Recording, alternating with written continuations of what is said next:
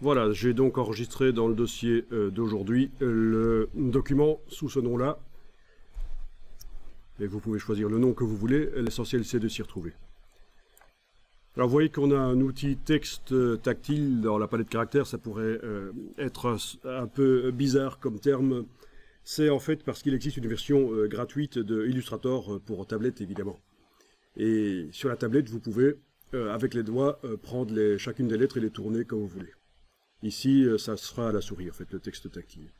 Donc je parle de ça parce qu'on a vu la palette caractères et c'est quand même assez intriguant de voir outil texte tactile.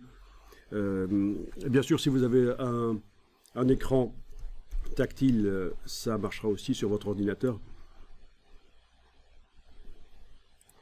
Bien, on va donner une couleur de contour et de fond au texte. Donc on va dans la palette nuancier, menu fenêtre nuancier. Donc elle est là.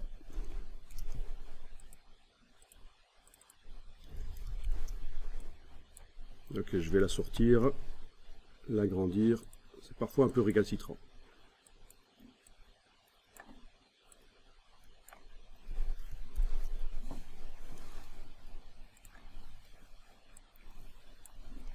Donc, il faut absolument bien sûr sélectionner l'objet sur lequel on travaille, donc avec la flèche noire je clique sur l'objet. Il faut décider si on met une couleur de fond ou de contour, je vais commencer par la couleur de fond. Donc je choisis une couleur de fond. Et je vais maintenant choisir une couleur de contour. Je vous rappelle qu'il ne faut pas double-cliquer sur les échantillons. Il vaut mieux travailler au départ de couleurs qui se trouvent dans le nuancier.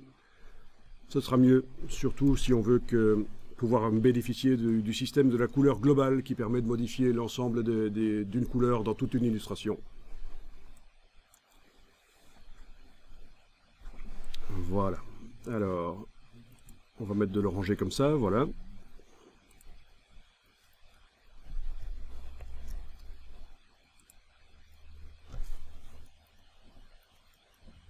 Pas certain que ce soit l'idéal, mais bon, voilà. Ok. On va évidemment épaissir le trait.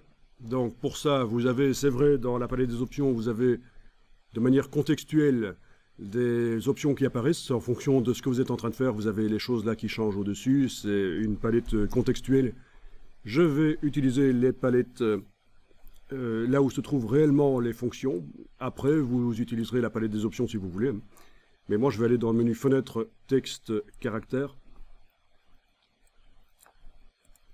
Fenêtre, contour, en fait, dans Illustrator.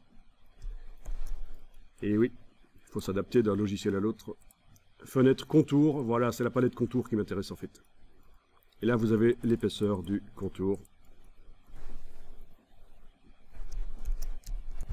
La palette contour est plus complexe qu'elle n'y paraît, puisque vous avez un menu ici qui vous permet d'afficher les options. Et là, vous voyez que vous pouvez déterminer l'aspect des extrémités, mais dans le cas de notre texte ici, ça ne joue pas, puisqu'on n'a pas on n'a que des formes fermées. C'est dans le cas de formes ouvertes que l'aspect des extrémités va être intéressant. Vous avez l'aspect des angles. Ben oui, là ça joue. On voit bien que quand je passe d'un angle dur comme ça à un angle arrondi, ça agit sur le contour. Il faut savoir qu'on a également un effet spécial qui permet de faire des arrondis sur n'importe quel objet. Donc ceci est assez limité parce que vous n'avez pas vraiment le choix de la valeur d'arrondi, mais il existe une possibilité d'appliquer sur n'importe quel objet un effet d'arrondi qui va enlever les angles. Bon, je peux laisser l'angle comme ça, pourquoi pas. L'alignement du contour. Vous avez la possibilité d'avoir le contour à... Mais ça ne marche pas en fait. Sur du texte, ça ne marche pas. Ça marchera sur du vecteur et pas sur du texte.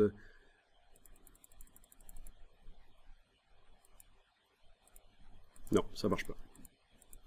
Ce qui est tout à fait normal. Ceci dit, ils auraient pu régler le problème dans la dernière version. Mais ici, c'est normal que sur du caractère,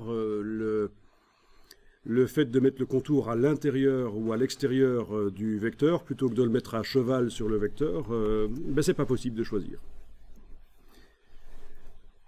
Vous avez les options de pointillés qui sont plus complexes qu'ils n'y paraissent, parce qu'il est vraiment possible de faire des choses assez bien grâce à ça, surtout quand vous allez superposer plusieurs contours. Vous allez pouvoir donner l'impression, par exemple, que c'est un lacet en cuir qui passe à travers des trous, c'est une couture. Donc, on peut faire des choses pas mal avec ça. Et ça, c'est pour faire des flèches. Évidemment, c'est pour des tracés non fermés. Vous avez la possibilité de faire des flèches grâce à ça. À une des extrémités, ou l'autre, ou les deux. Vous avez évidemment les plumes là de la flèche.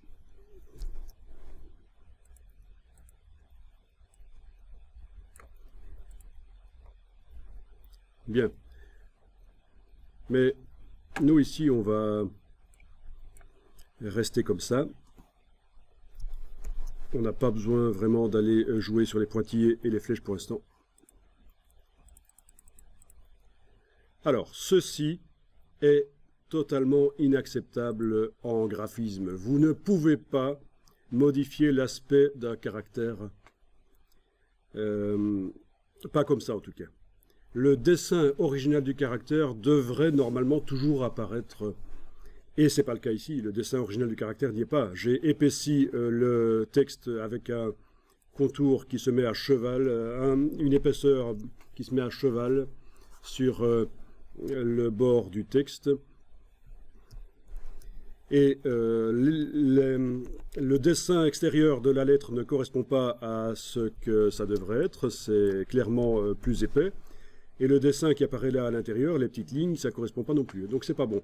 Donc il faudrait pouvoir mettre le contour derrière le caractère original, plutôt que de faire en sorte qu'il déborde sur le caractère original comme c'est le cas ici. Si vous faites un texte à contour dans InDesign, il sera d'office derrière le contour. D'office. Mais dans Illustrator, il faut ruser. Et c'est ce qu'on va faire ici, on va améliorer.